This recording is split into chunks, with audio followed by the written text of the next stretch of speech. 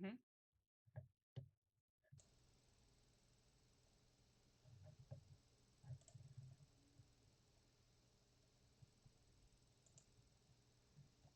All right, hello, Ready? everybody. I think we have this going. I'm not sure if audio is working. I am praying uh, that it Uh, is. yeah, if we have anyone in our audience right now, which I don't know if we do, Right, but please let us know if the audio is working. I guess because I could test it, but then we're gonna get weird feedback, and I just it'd be right. better. Literally might just be us talking to ourselves on the Twitch channel, but that's totally fine. That's Yeah, totally fine. I mean, we were already just talking to each other about this I know for this a is while. this is for us. um, Cool. Welcome to the emergency hashtag Fire Chris Harrison episode of Every Rose Has Its Thorn. I'm EJ, and with me is Staci. This is Hi. technically Staci's show. I just was like, let's do an extra episode, and I will produce it and pull the things together, This and is let's our just talk show. and see what happens. Our show. It's our show. It's our show. It's our show. Um, anyway, so a lot has actually transpired in the world of Bachelor Nation over the last few days, week. I don't even know what time frame to put on this right I had now. originally thought about doing this on Thursday, and so much has happened since then. Like, kind of an absurd amount. Uh, so, yeah, I think really maybe we should just get started. It says that we have one viewer. I don't know if you want to say hi. Um, Hello, single viewer. It might just be me, to be completely honest. yeah, I mean, I'm also watching from the stream manager. Here, wait. I want to test something. As long as we're doing this, I'm going to run a 60-second ad break. Oh, yeah, do it. Okay. It says that there's an ad running. Cool. Maybe we can message the every Everyone. yeah, just like message general or announcements or something. Yep.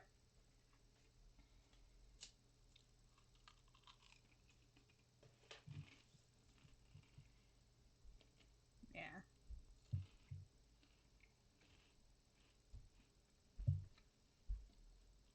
I see two viewers.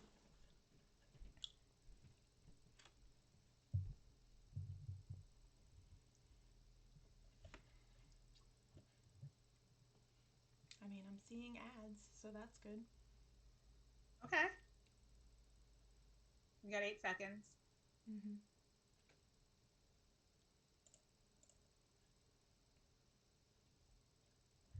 Okay. Hi, everyone. We are back.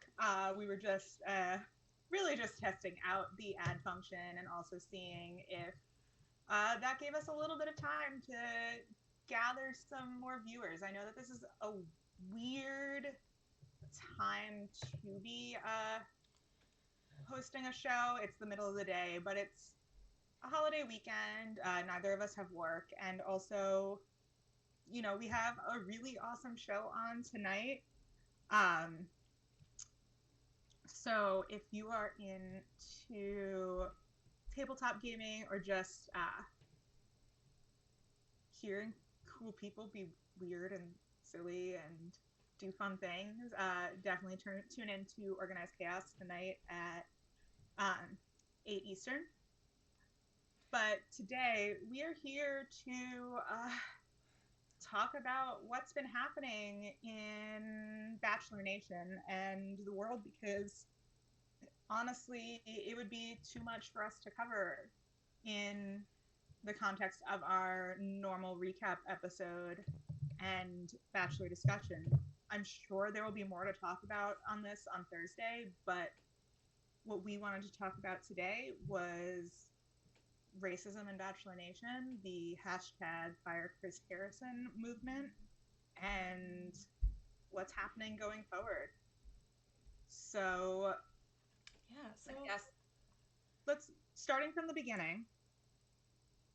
In our last episode, we talked about the contestant Rachel Kirkconnell,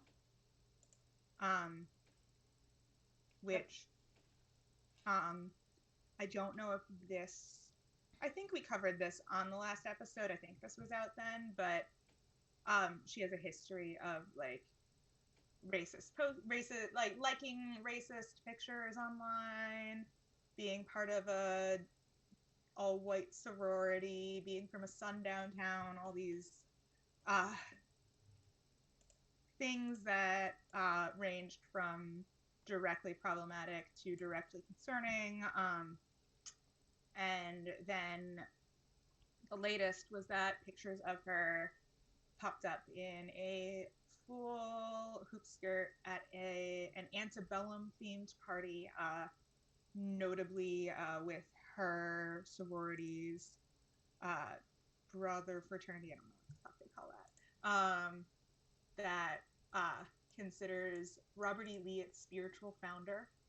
And notably, these antebellum balls actually were banned from Greek life in 2016, but this picture was taken in 2018. So, like, you can't even pretend that these white kids didn't know that this wasn't something that people found concerning. Right, like bare minimum, they knew it was something that other people found concerning, and through whether it be willful ignorance or whatever the reason may be, they know that some people have a problem with it. They themselves said, it's probably still fine, even if probably without fully understanding the gravity of the situation. But, that's really not an excuse anymore. Which is a lot of kind of the next thing that we were going to talk about, so like basically, so Rachel Lindsay interviewed Chris Harrison on Extra, and it was a pretty long interview, like 10-15 minutes or something like that. Yeah, I think it came in at like about 13 minutes. Yeah. So to back up, because I think most of our viewers are not big Bachelor fans, Rachel Lindsay we've talked about her a bunch, but she was the first Black Bachelorette. She is now a full-time host on Extra. She moved to LA to work for them, and she also is the host of the official Bachelor Nation recap podcast. She works for the Bachelor franchise doing that. She also often appears in shows. I think she's great. I really like her, and I think, by the way, side note, Bachelor Nation is fucking racist, and she doesn't have 1 million followers on Instagram, and that is fucking absurd. She's the only recent lead to not have over 1 million followers, and you should all follow her. Everyone go follow her. Anyway, Rachel Lindsay was hosting an interview with Chris Harrison. She does basically all of their Bachelor interviews because of her connection to it. And she asked Chris a question about Rachel Kirkconnell. She was not necessarily planning on going in deep with this interview quite yet. Like, she stated that she wants to grill Rachel at some point. Mm-hmm. But Chris Harrison could have gotten out of this question really easily and looked okay. He did not. No. The whole interview is honestly just like a master class on how to never talk to a person of color about this subject.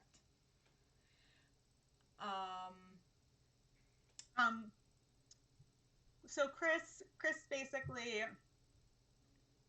goes on a 13-minute rant where he interrupts Rachel Lindsay several times. He says something along the lines of, "Who are you to say anything about this?" Who are you? Who am I? Who is anybody to say any? Yeah. This is all I have to say. Yep. Actually, her husband has another Bachelor Nation podcast with Mike Johnson, and I haven't listened to it in full yet. But today he got on. He was like, "Who is she? She's motherfucking Rachel Lindsay," and I'm like, "Oh, you two are so cute." Anyway, and Rachel is like sitting there and she's like asking these questions, and Chris is just going off about quote unquote the woke police. He says the word woke police, the words woke police several times. He says that basically that the woke police are just as bad as the people doing these horrible things. He says, what, this party 5 years ago, she was 18. It was 2.5 years ago, and she was 21 or 22. He says 50 million people went to parties like this. No. Right. Like, just absolutely not. First off, that's bigger than the entire college student population of this country. Second of all,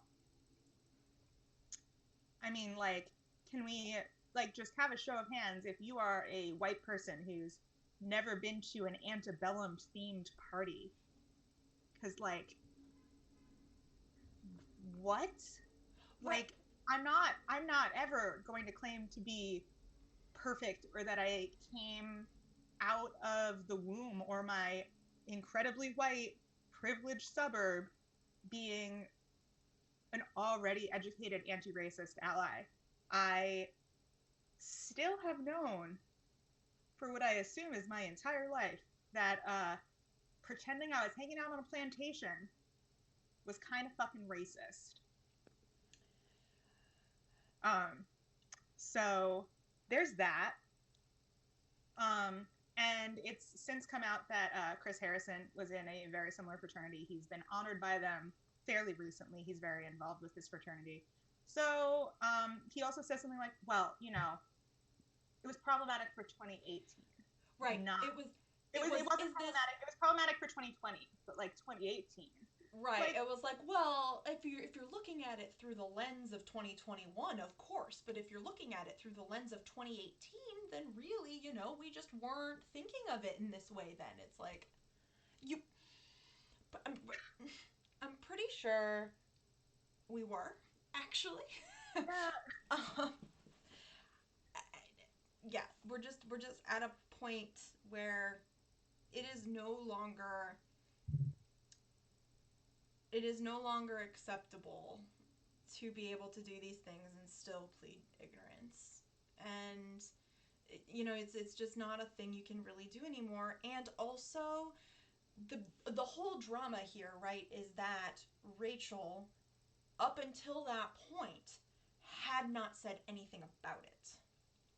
So, like, that's why this whole interview was transpiring. It was basically Chris Harrison trying to defend Rachel by saying, like, well, she hasn't even spoken yet. Let's hear her speak. And Rachel Lindsay, she's the one who's like, it's been 6 weeks. What are we waiting for? Like, it's been 6 weeks. And, like, some background on that. So, Reality Steve has apparently been in touch with someone in Rachel Kirkconnell's family. And he is saying that Rachel Kirkconnell is claiming that, I remember that, Thrasher. Ani DeFranco tried to have a writing retreat on a plantation and got a huge amount of shit for it. I remember that. That might have been in, like, 2017. Like, I don't know. But that was, it's, like, fucking bullshit. I'm sorry. Like, it's fucking bullshit. So what Rachel Kirkconnell's family is claiming is that ABC told Rachel that she couldn't make a statement, and that she's been wanting to make a statement, but that she wasn't allowed to. And then that they were letting her make a statement, but it had to be short and approved by them. And meanwhile, Rachel Lindsay and several other people in Bachelor Nation Rachel Lindsay notably is a lawyer and was a practicing lawyer before she became a influencer who makes more money than a lawyer. Uh, and she has been like, the NDA does not say what you can do on your personal social media talking about your personal history. It says what you can do in interviews talking about what happens on the show. It would be very easy for Rachel O'Connell to address her past on her personal social media without breaking the NDA. And so we either have Rachel O'Connell's family lying here, or ABC lying to Rachel's family, or somewhere in between where they've scared her and her lack of knowledge, this 24-year-old whatever, into thinking that she will be sued if she says anything. And I don't know what it is. Someone, probably everyone, is on some like major bullshit with whatever this is, but it took her 6 weeks to put out a statement. She put out a statement after Chris Harrison puts out a statement apologizing for how he talked to his friend Rachel.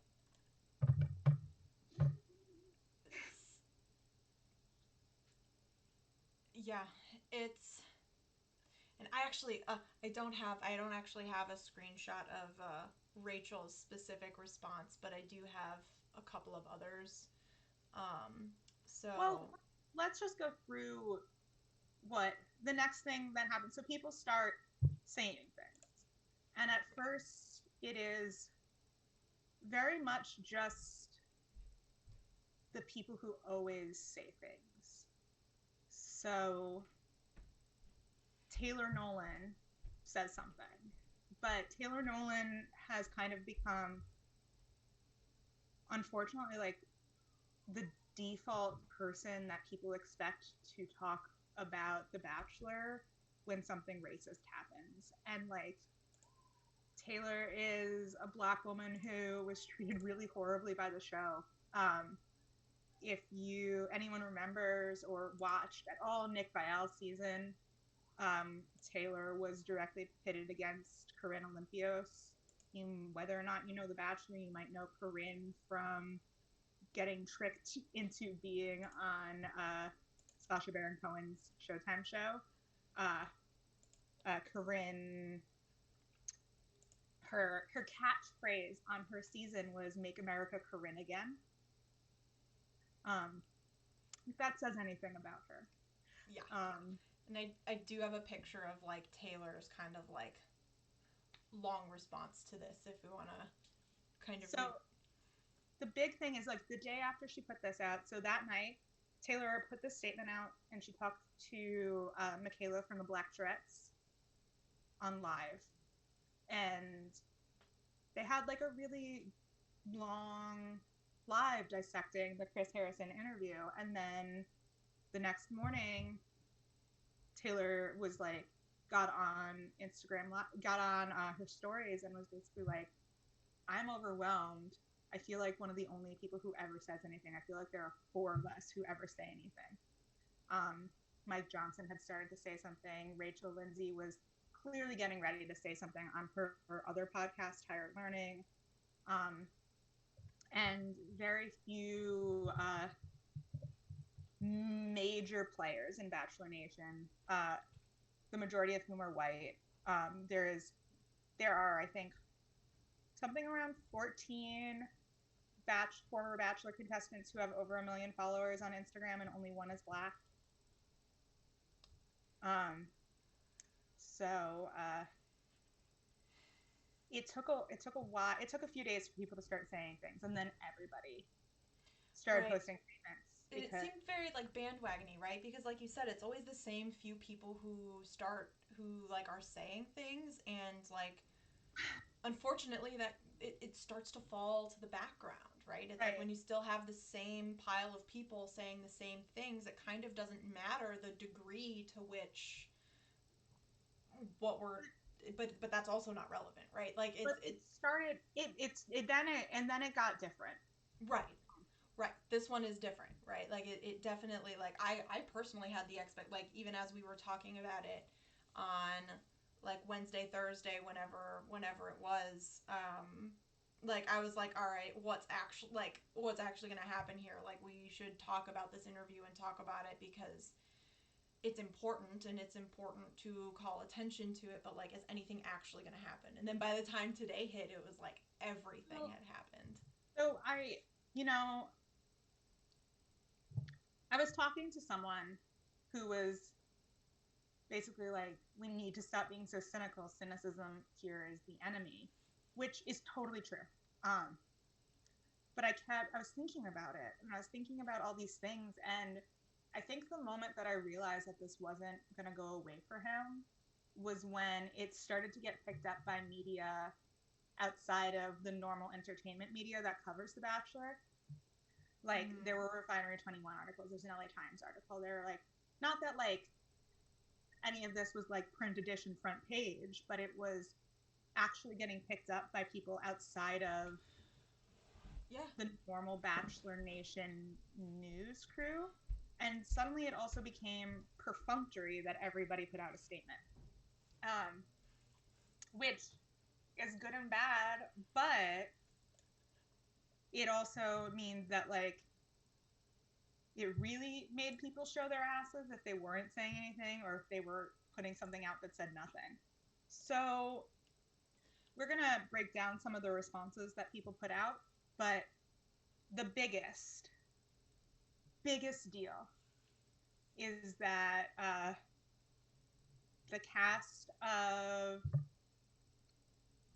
Matt James's season put out a group statement, and then the cast of Claire/Tasha's season also put out a statement. Do you want to read it, EJ? Yeah, I'll read. This is the season 25 from from this season. So it says, "We the women of Bachelor season 25, 25 women who identify as BIPOC, we were cast on this historic season that was meant to represent change. We are deeply disappointed and want to make it clear that we denounce any defense of racism. Any defense of racist behavior denies the lived and continued experiences of BIPOC individuals.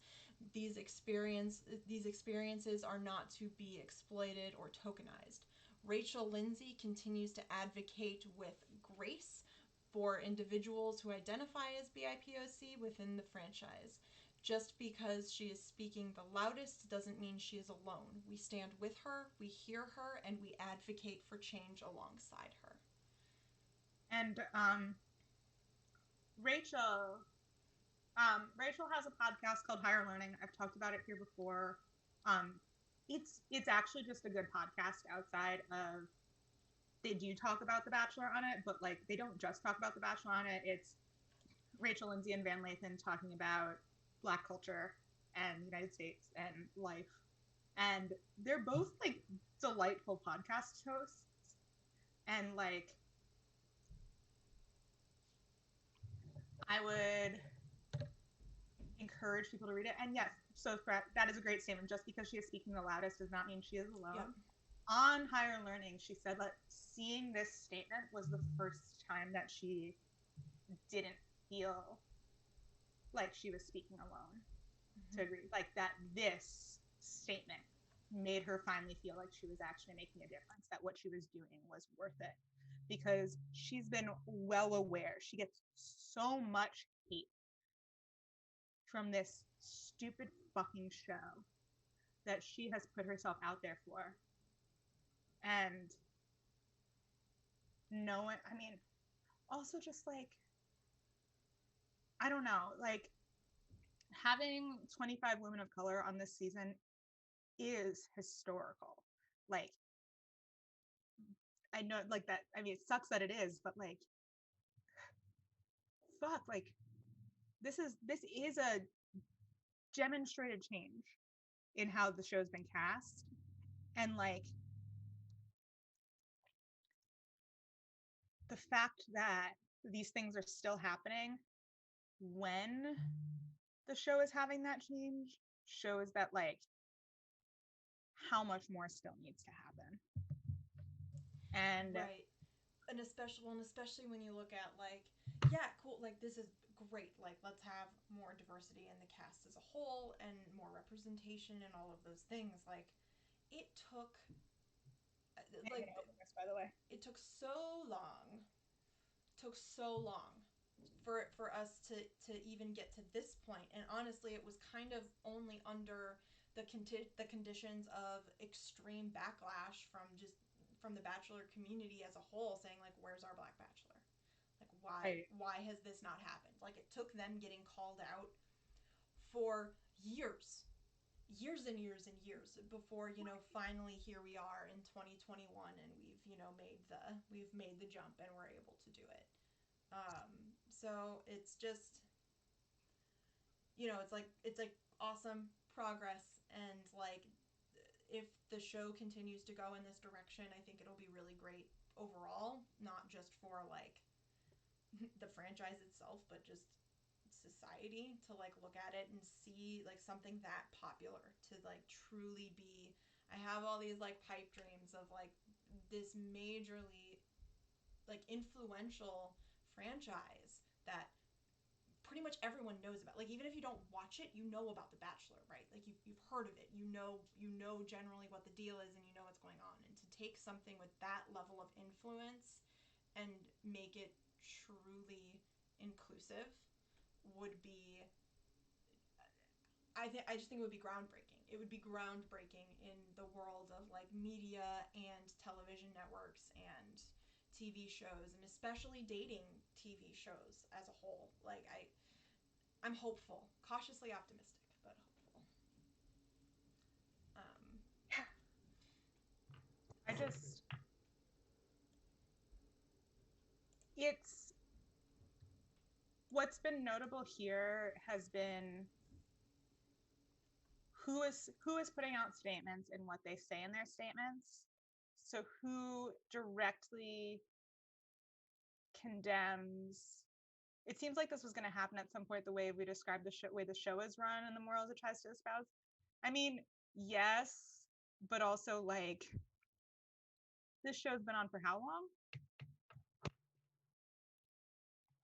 This is the 25th season of The Bachelor. Yeah, this is the 25th season of The Bachelor, and that doesn't even include like Bachelorette, Bachelor in Paradise, like all Bachelor Pad. Bachelor Pad. But yeah, 25 years. Like, it was 20, I think 20 years, because there wasn't The Bachelor. It used to be 2 seasons of The Bachelor rather than Bachelor, Bachelorette, Bachelor, Bachelorette. But yeah, I mean, yeah, it came to a breaking point, and I don't know why it didn't come to a breaking point earlier. But I think people are finally putting pressure on them in a way that is actually having an impact, because we're finally on a societal level seeing repercussions for things like this, which has never existed before. So Chris Harrison, I do have his statement. Put out a second statement in which he says he is taking a step back, and that he will not be filming after the final rose, which is the episode that comes at the end where he talks to the happy couple, whatever. So, and that's not this statement, I don't think. This is maybe the first one. It's interesting that it happens in The Bachelor, not for The Bachelorette. Well, there's a lot of things that go on there. The Bachelorette is much less popular than The Bachelor. They only the lead of The Bachelor, Bachelorette gets paid. They pay The Bachelorette less money. There were 2 Black Bachelorettes before there was a Black Bachelor. They, The Bachelorette actually has a much higher success rate of couples staying together. Like much, much higher, as in 25 seasons, uh, yeah, the Bachelorette gets paid less. In 25 seasons, one Bachelor lead has married the person they chose at the end of the show. That number increases to 3 if you count the 2 people who broke up with the person that they picked and then got married to their runners-up. In The Bachelorette, there are several who married their final ones, and of the people who got married so far, there's been one divorce, which like seemed like actually legitimately sad. Um, like not just a TV breakup. Yeah, got this statement reads like some PR person whacked a Harrison over the back of the head and stood over him You while think that he wrote it himself? Yeah, I think a lot of these statements, I don't know if any of them were actually written by the person who released it. Yeah. You know, and it's like, that being said, like, I'm not quite sure how to word this, but like, of the Bachelor statements that I'm seeing, they're still better than most of the statements I see surrounding subjects like this. Like, they're always some version of like, well, I don't think I was wrong, but sorry you're offended. And it's just like the fact that they're saying there's no excuse, I defended it, and like actually admitting and owning up to things in a way that like. But like, does that? What does that say other than PR people now know that they have to? Exactly, right? It's like okay, cool, like, are we actually learning, or have we just learned that outwardly people don't give a fuck what your intentions were, and just own up to it, apologize, and move forward, and that's the only way you can possibly save any face whatsoever. And you know, it's a thing, and it's pretty, it's just so multifaceted, and it's like, but yeah, I agree with you. It's that PR people are smart now, and they know what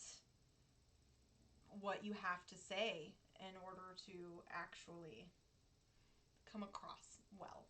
And I wish I had a screenshot of it. I don't. But Rachel, how do you, is it Kirkconnell or Kirkconnell? Oh, Kirkconnell. Kirkconnell? Yeah. Rachel Kirkconnell. I'm gonna. Yeah. I've been saying it wrong the whole time. Yeah. Whatever. I don't really feel bad. I don't either. So Rachel Kirkconnell also released a statement that, you know, it was a good statement. It just was. Someone I was talking to said way too late. Her PR firm hired a liberal arts intern who knew how to write a good anti-racist apology statement. Right. That feels, I mean, yeah. Like, that's what it's all PR agencies, and it's all trying to save face, and it's all because here we are at the end of the day, the end goal is still Instagram followers, and if you get canceled, you're not going to have those. Yep. And notably, both Rachel Kirkconnell and Chris Harrison's Instagram followers have continued to rise. Oh, of course. I mean, I have people like, you know, before we were talking about how like this is the first time that, you know, we're really talking about it outside of just kind of the core of Bachelor Nation, and that like all these other platforms are picking it up. Like, I have friends who like definitely don't watch this show, but they know that I watch the show, and like they've been reaching out to me like, oh my god, I've been seeing like all of this drama happening with Chris Harrison and like the Bachelor and all that stuff. I know that you watch. God, my mom. I told my mom what was going on. She was like, I was like, yeah, I like talking about this show. She was like, I've noticed. Why do you watch this? And I was like, oh, Mom.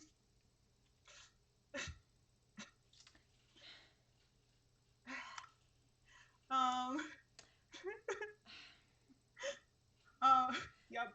I'm just gonna drink this drink right here. Yep. I was like, this was also while I was hungover on fruit wine. Shout out to Karen. It's okay. I'm drinking this massive twisted tea right now, so. Mama Coffee really came for you like that. Her Derby name is Hot Tea because she doesn't like drinking coffee and she does like drinking tea. So her Derby name is Hot Tea. She did not get a say in that. Your mom's? Yeah, we came up with that for her. That's amazing. I do want Don't to blame the fruit wine. No, I blame the fruit wine because I was nauseous while my mom was asking me these questions. I mean, look, I can confirm from just like looking at the chat in our pop culture co-op chat channels that y'all were not having a good time the next day.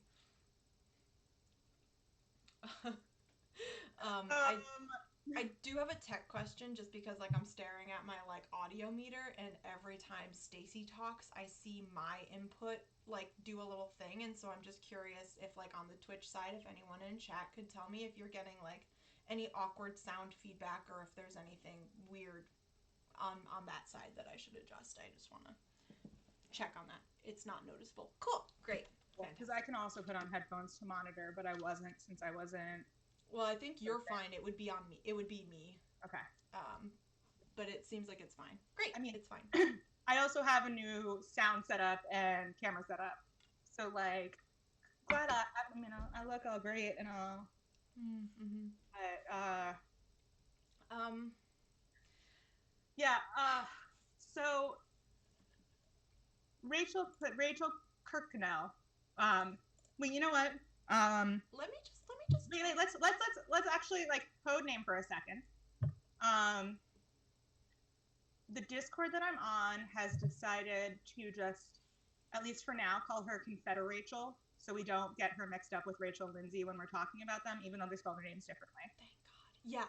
Okay. I was just gonna say like, can we please like, cause I've been like to other people I like explain this to. I've just been calling her racist Rachel, which like I don't. Yeah, I mean that's what I was saying too, but I thought Confederate Rachel's good. Has a more of a snap to it.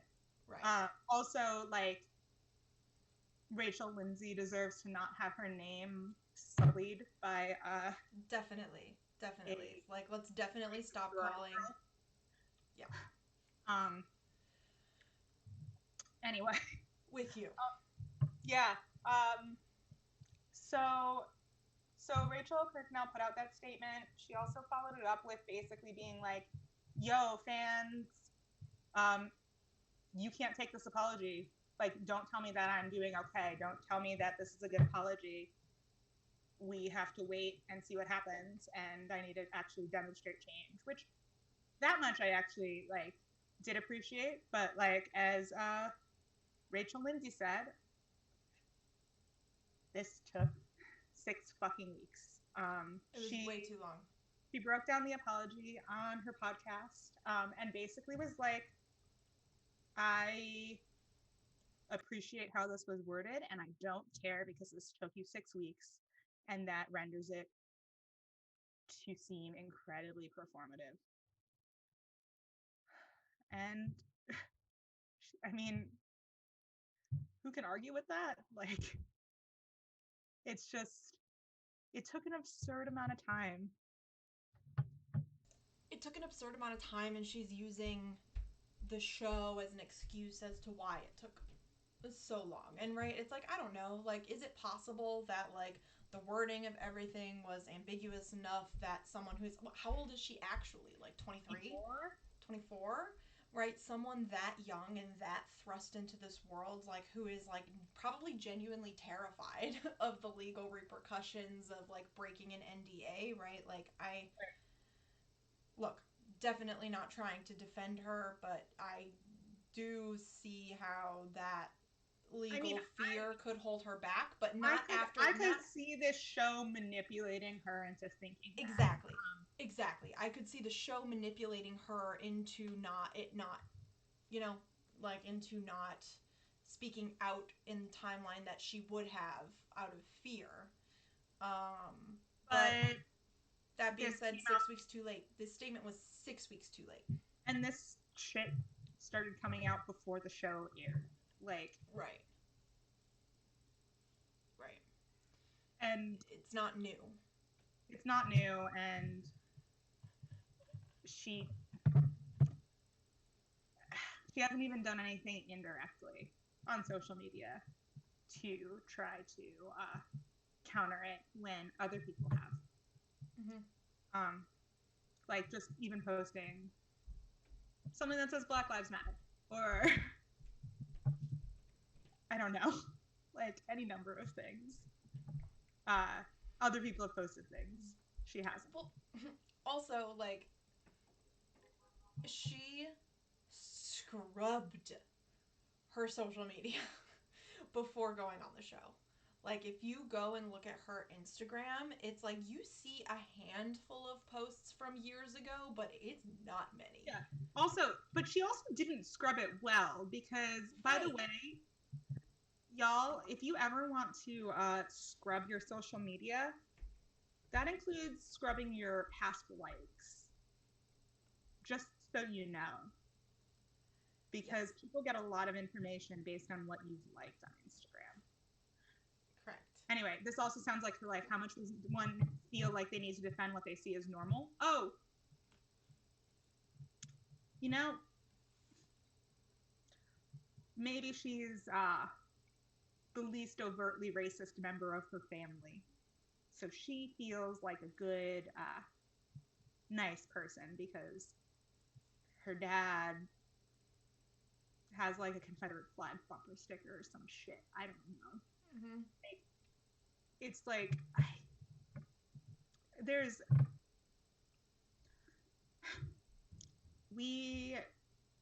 this show is a very clear window into what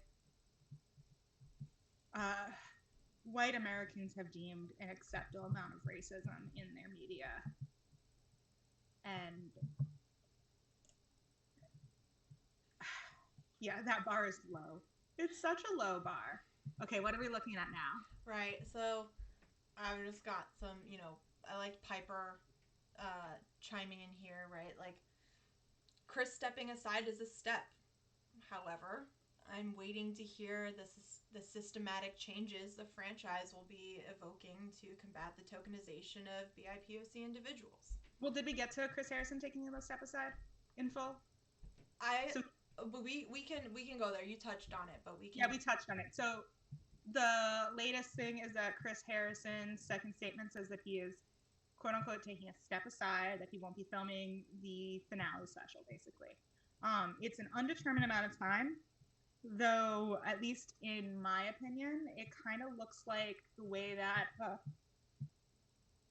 people fire white dudes in media, and not in which he is taking some time away, and then after the news cycle has died down, he will be quietly retiring to spend time with his family or something. The thing is, he doesn't, at no point does he say he's stepping, like, complete, like he's done. It's just, like, stepping away for now. And, I think, let's replace him with Rachel Lindsay. That's what I think. Yeah. But, like, also, let's not make Rachel Lindsay do any more fucking labor than she's already done. But she deserves it. She deserves that type of status and that type of recognition within the space. I think that could go a long way. If you replace Chris Harrison with Rachel Lindsay, I think that would do wonders. But again, it's a step, right? Chris Harrison is a voice. And the thing is, he's a very reflective voice of kind of just where the show and where ABC sits in general. We've talked before on the show about how Bachelor kind of has something for everybody, right? If you're a queer person, there's enough queer baiting that, like, it might hold you. If you're a poly person, like, you see that representation and there you go. And if, you're someone who is religious, right, you've got that facet of it. And so, like, what Chris Harrison has kind of done over the entire existence of this franchise is he has managed to be the absolute dead center moderate, right? Like, in that interview with Rachel Lindsay, he manages to say racism is wrong, but, like, not so overtly that it pisses off the like conservatives who are probably like supporting that whole situation, but he still has the like racism bad rhetoric, and so like the way he says everything is just crafted such that like he even said it himself in the interview. He's like, "Oh, everybody's mad at me all the time. Like I get equal amount of hate from the left and the right." It's like, is that really where you want to be though? And also, is that didn't he cheat on his wife?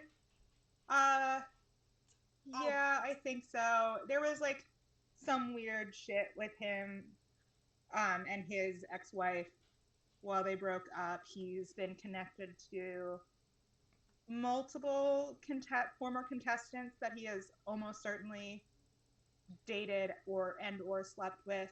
Um, he's now in a longer term relationship with Lauren Zima, who is probably the most prominent, consistent Bachelor reporter. She runs a Bachelor recap for Entertainment Tonight. Um, so there's that. Um, yeah, I mean, and then also he's probably a producer. He'll still get paid from the show. he is a producer. He's Yeah, an executive producer. yeah, he's an executive producer of the show, right? Like that would be right along the point that Piper's trying to make here, right? Cool. What's the franchise going to do? Like you're going to make Chris Harrison no longer the face of it, but is he still an executive producer? Is he still a decision maker for the franchise? Like I want to hear about how the people who put Chris Harrison in that position in the first place are going to respond to this and make the necessary changes in order to move forward in a productive way, not just like a cool, well, we'll just like, for lack of a better phrase, scapegoat Chris Harrison and then, move on and just not acknowledge it anymore. Um, yeah, it's gotten I don't know. I'm excited to see how it kind of turns out. I um, do keep staring at my friggin' Chris Harrison prayer candle, Yeah. which is like here I will grab it I because have my I Harrison prayer candle and the towel, but here's the this was my birthday present from EJ, y'all. I have one Come on too. the show before. I mean, honestly, like, Look, watching that interview made me want to throw this candle out the window. For yeah, sure. I like thought about suggesting that we do something like ritually breaking them together or something, but I don't trust either of us, or rather, I don't trust the cats in either of our households to not do something dumb with broken glass. Yeah. Um. Yeah, and it's kind of like a I always viewed this as like a Dark Lord Harrison candle versus Right? a Chris Harrison candle, which is like a. So in the It's podcast that we've talked about, Game of Roses, they refer to Chris Harrison as like the Dark Lord Harrison, and kind of he's this like inherently evil being that and like we've known that he is a registered Republican, that he right. has talked about he has made offhand and slightly less offhand comments that have made it very clear where he actually stands on things and that he is not our friend. But cat slander, excuse me, Karen. But my cat's a monster. I love him, but he's a monster. Oh, he's sleeping. He's so cute right now. And EJ has 3 cats in their home. None of them would deal with glass very well. Anyway, I don't know why specifically I wanted to bring the candles up. It just felt like it just felt like a thing we should at least acknowledge because it's a weird thing. Like Game of Roses has changed their podcast logo. Yeah. Bachelor Clues has changed his like forever default picture. I actually don't think I knew that. I'm gonna look. Go look. Yeah. Like it's one of those things where it's like, at what point does seeing this man's space continue to hammer home these messages. And I don't know the answer. I mean, like, we're no longer, Game of Roses is no longer saying praise be Lord Harrison, because we're no longer we'll make jokes about devil worship, but we're no longer considering him the appropriate devil to worship or something. But like, I don't know what to do about this candle. I do know that I enjoyed the smell of it burning. I know it's a good candle. I mean, you can always just like peel the label off of it. I mean, we could also, maybe we could like decorate him, like give him devil horns and cross out his face. Right, Yeah. fuck you, Chris Harrison on it. Something. Something. Yeah. I feel like gotta do something with it, because I mean, again, like Chris Harrison has always been terrible. It's just Yeah. And it's just like this weird thing. So like there is also right now conversation about boycotting the show. Before his statement about stepping aside come out, it was pretty uniformly like, don't watch on Monday. But it's since changed. Partly there is so the main Bachelor subreddit is The Bachelor, and they definitely have had like varying levels of I don't know about success, varying levels with how much they have fucked up talking about race, to the point where there is an offshoot subreddit called The Bachelor _POC. It is not an exclusively it is not exclusively meant for POC, but it is meant to center the stories and voices of POC on the show, and for people to have conversations in those contexts. On that sub specifically, people are quite concerned about giving the Bachelor producers ammo to say Black leads get fewer views and casts of color get fewer views. I also just like, and I'm absolutely here to follow the lead of that subreddit at this point, but I also keep thinking about how he has stepped aside, and how part of boycott as a negotiation tactic is to also show that we are listening and willing to negotiate, so that go back to not watching if he comes back as the host of the next Bachelorette season, but or if they announce something different, or et cetera, but for now, because they're, I mean, honestly, likely forcing him to take a step away, that because they're doing that, it's like okay, you keep making him take a step away, we'll keep watching. So I don't know. I mean, yeah, I think until, if someone tells me not to, I will not watch tonight. I was likely going to watch tonight, though. yeah, I tend to watch on, you know, Hulu next day anyway, where instead of live. I mean, I'm still watching it at the end of the day. I don't like any boycott where the end result is actually just more harm on the people that you're trying to support, right? Which is exactly what you're trying to say. It's just I've seen it happen multiple times where, like, for example, like you know, like co-authors of a book, right? One of them turns out to be a piece of shit, so everybody boycotts the book.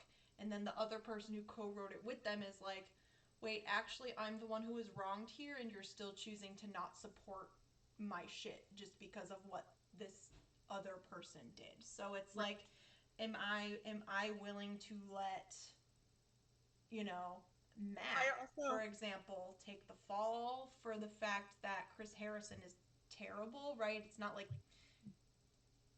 it's So, I mean, I also think that, like, decidedly contestants of color are not getting the same support on social media. And one thing that like heavily encourage people to do is follow Black contestants, especially like also like a lot of the remaining contestants of color on this show are really fun social media follows, and they are not getting the level of follows that white contestants are. And I mean, obviously, it's just comes down to racism and people being shitty. But like, follow, like, I don't know, like, why aren't you following Chelsea Vaughn? She is funny as shit. Oh, yeah. I like her so much. Yeah. Like, I mean, at this point, like, I think that's a great point. Like, at this point, I really am kind of like, I'm more invested in what this season potentially does for the future of the franchise, you know, and like, I'm far more interested in supporting, you know, the people of color who have like finally gotten their foot in the door in this space, and in a way that is more equal than we have seen in the past. I'm not going to try and claim it is actually still equal, because if you go and look at the cuts of the show, they are still just completely centering the white contestants and the drama that's surrounding them, versus, you know, the actual genuine connections that Matt has with some of the other contestants. So, you know, it's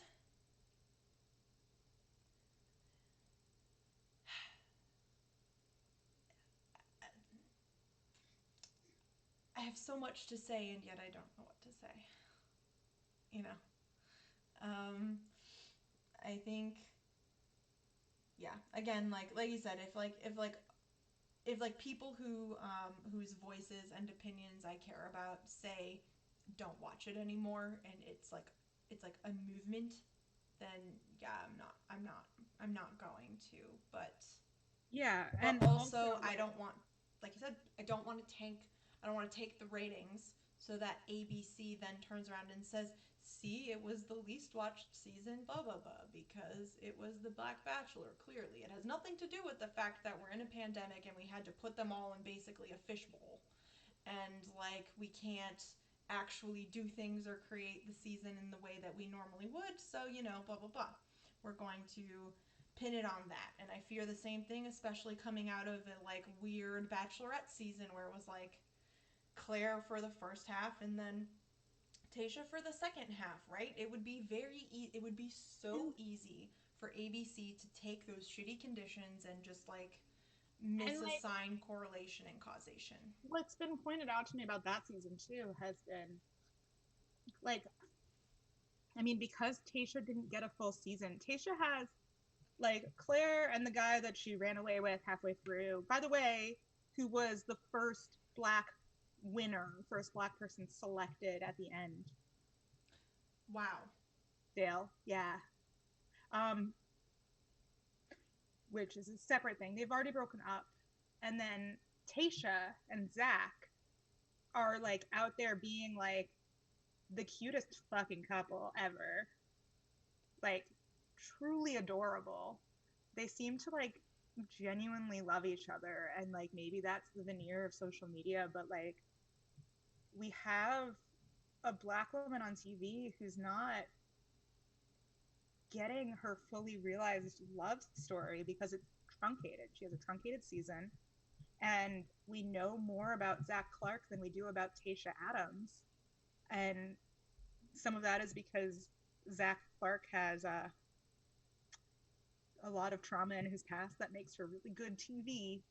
But like also like we didn't get to know Tayshia as well as we could have on this season, and she's funny and smart and sweet, and yeah, she has great boobs, but like the show didn't highlight who she was really beyond that.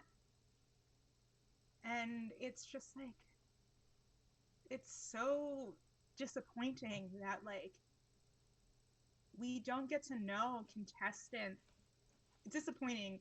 The impact of the racism of this show is that we don't consistently get to know Black contestants' personalities on the show. Right. Like, I am telling you all, go follow Chelsea Vaughn. She's really fucking funny on social media. But on the show, we have she might as well not exist. We have one scene of her being featured talking about being a Black woman and hair, and talking to Matt about it. By the way, he also talked about his own hair in that conversation. It was completely cut out.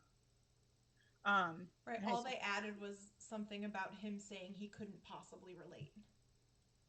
Which, like, apparently he talked about having an afro in grade school and how that made people interact with him. So, no, we can't show that. We can't cast. We can't show the lead in that position. We can victimize the person he's talking to, and we can, we can use her trauma as a means for good TV, but like God forbid we showed them actually relating on that subject. They actually actively show him saying he can't relate to her on that topic. Like, and we've been talking about Katie Thurston a lot, like how we really like her. Yeah. And I maintain that, but like we're getting a great demonstration of the personality of a white girl who got kicked off midway through the season. She got kicked off in 11th place. And she has a lot of screen time. She's got probably the most screen time of a non-front runner who's not getting a villain edit.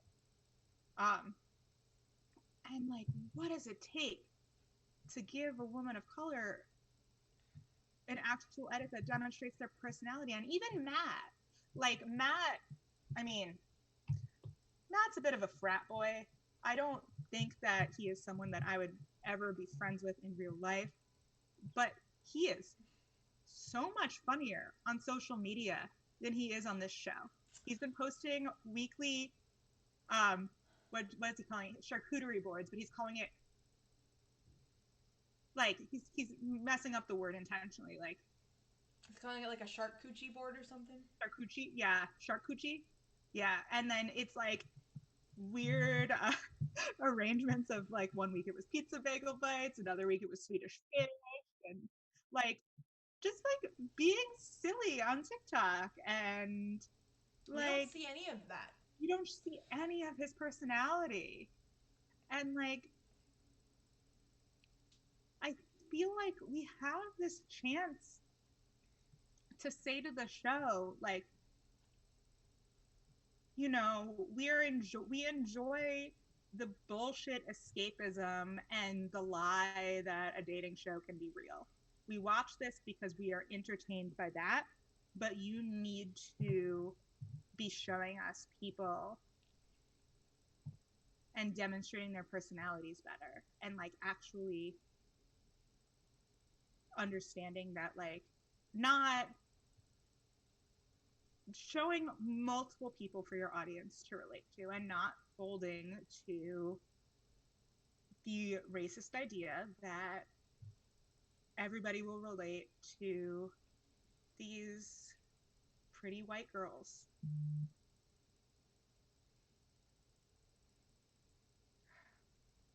Like, we talk, even like talking about queerness on this show, we talk about Demi Burnett as being revolutionary. Guess what? Like, Jamie King was out as bi on Paradise and on the show, what, 2-3 seasons beforehand? Yeah. And it was turned into, on Paradise, like a bit of a joke, like, oh, she could ask anybody out when she comes onto Paradise. Oh no, who's she gonna hit on? Like, right, it becomes like, oh no, who's she gonna hit on? And would it be bad if the Bachelor franchise folded and had to be reimagined? No, I don't think it's gonna happen though, because it is the most popular Monday night show. It is an incredibly cheap show to produce, and it is an incredibly successful, financially successful show. Just look at how much primetime airtime it gets. Yeah. Just from like a network planning standpoint, every single episode is like a 2-hour block. And people do like the moderate size of it, absolutely. So like what I'm thinking is the best pressure to put on them is not to completely fold and reimagine, but to recreate internally. Like they already had their lead producer step down a few seasons ago. It's why if you look at the last season of Paradise, there's like a shift to almost more extreme drama in some ways. By the way, Elon, the producer who stepped away, who everybody credits with like good storylines, is apparently, I haven't verified this yet, but is apparently, I think filming a reality show for HBO called Fuckboy Island. Oh. Which sounds like the perfect kind of trash. Yeah, I mean, I'm here for all the trash, you know that. I mean, you know I am too. We should also, the two of us should talk about doing a live watch at some point. Oh, I would love that. We should totally do that. I'm getting my second vaccine this week, whatever. Yeah. I don't go anywhere anyway. Yeah, I mean, hey, I'm worried I'm going to give it to you. That's I know. Everybody's worried that they're going to give it to me. I'm getting the second one this week. Yeah. We should comment on the LGBT season of Are You the One? I've been wanting to watch that actually. Maybe do you want to recap that when we're between Bachelor and Bachelorette seasons? We totally can. I never watched it. Yeah, I haven't either. That would be fun. Yeah. Thanks, Jess. That's a good suggestion. Yeah, that is a really good suggestion. We should definitely do that. Yeah. Wait. So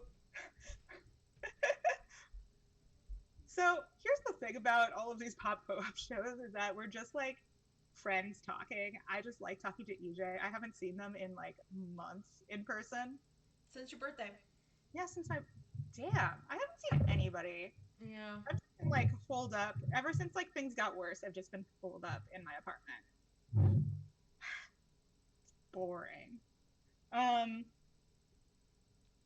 So we'll figure that out. I saw Snark briefly, but my mom was coming, so I couldn't hang out. Right. I saw Karen and I met in person last week. That's exciting. It was. I want to actually hang out with people, Karen. I know. Meeting people in person is always like really fun. Karen and I have never been in the same place while we could see each other's faces. Well, you'll have to come over sometime soon, and we can watch. Yeah. I mean, we could use my ABC login and watch. Yeah. Or anything. Totally. Gritty can get jealous of Odin liking me.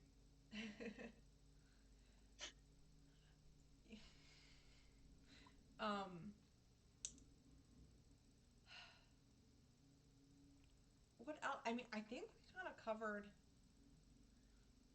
Does anybody have any questions? Any thoughts? Does anyone have any questions about stuff?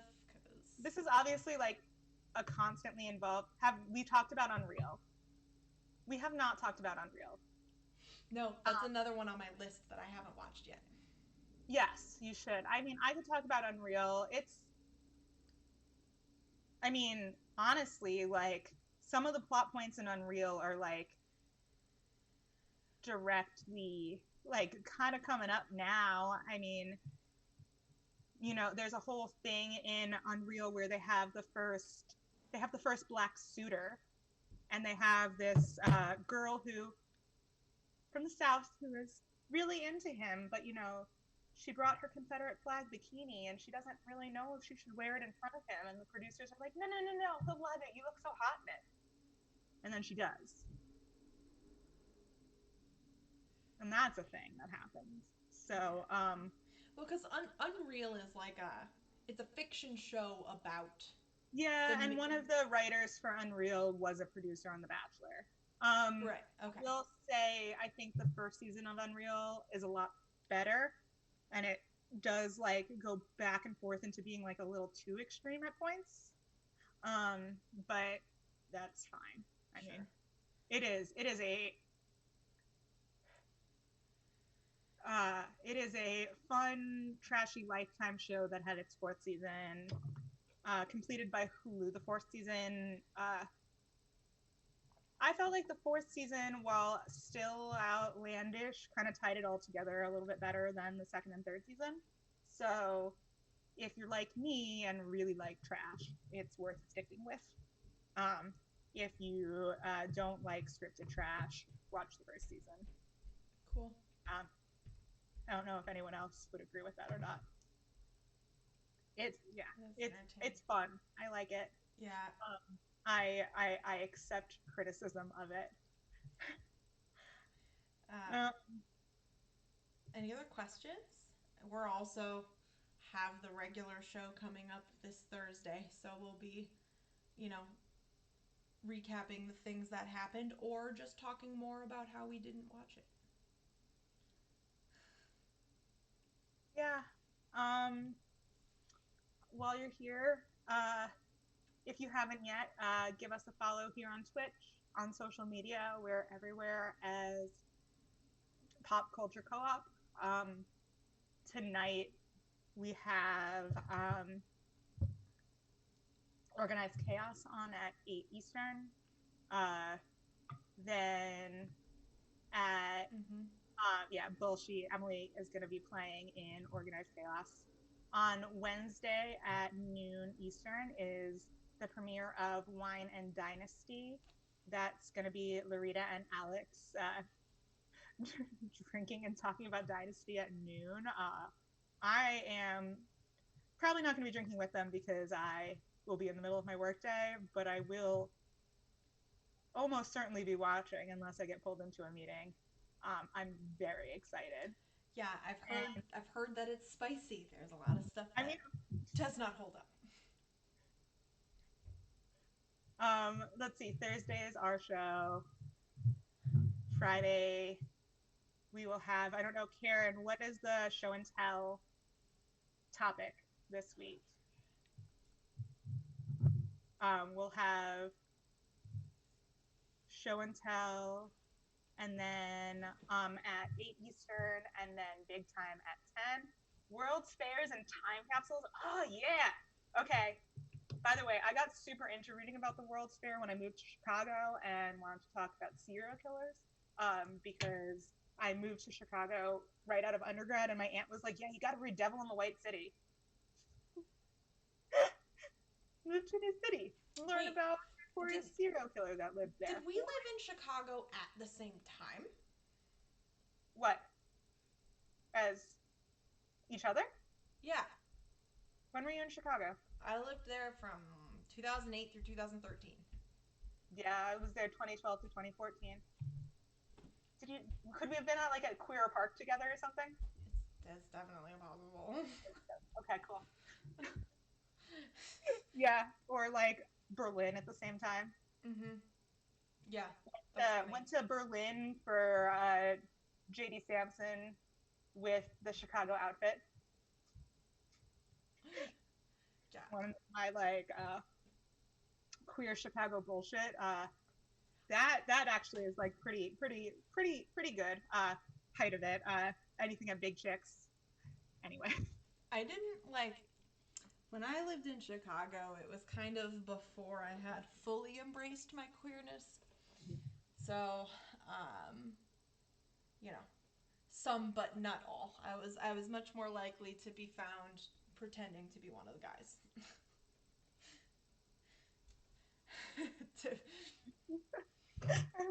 From Pioneer Valley college queer communities to Chicago, which we'll have to talk more about that another time.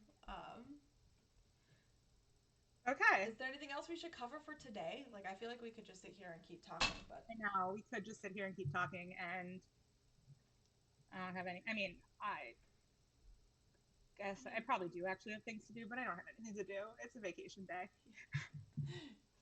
For sure. Um, yeah, I mean, look, I feel like we covered most of the I think stuff, so. and I think uh, we've at least updated everyone, so we're in a good spot to come back on Thursday. And yeah, unless anyone has any extra questions, I think we might be good to wrap it up for today. Yeah. Thank you everyone for joining us. Thank you for asking questions, talking. Yeah, Uh, especially for joining on a random, just like spontaneous episode too. Like this was not planned. uh, on either Monday afternoon or early Tuesday morning, depending on who you are and where you are. Mm-hmm. Um, so yeah. Yeah. All right. Well, thanks everybody. Please, follow the channel and come back tonight for the show. That's what, 8 p.m. Yeah. 8 8 p.m. Eastern, organized chaos. 8 p.m. Eastern, organized chaos. Good night, everyone. Well, good night. Oh, good afternoon. I don't know. Good afternoon, night, Good evening. afternoon. I don't know. Bye. Bye.